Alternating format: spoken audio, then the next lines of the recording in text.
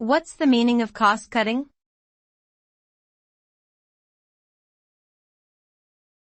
Cost cutting.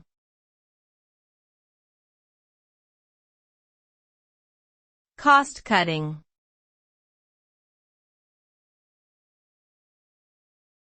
Cost cutting.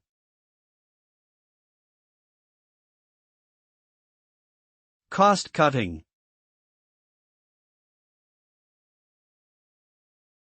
Cost cutting refers to the process of reducing expenses in a business or organization by identifying and eliminating unnecessary or inefficient spending.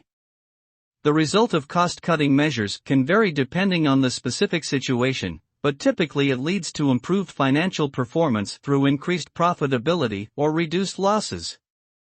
Cost-cutting can also result in increased competitiveness by allowing companies to offer products or services at a lower cost than their competitors.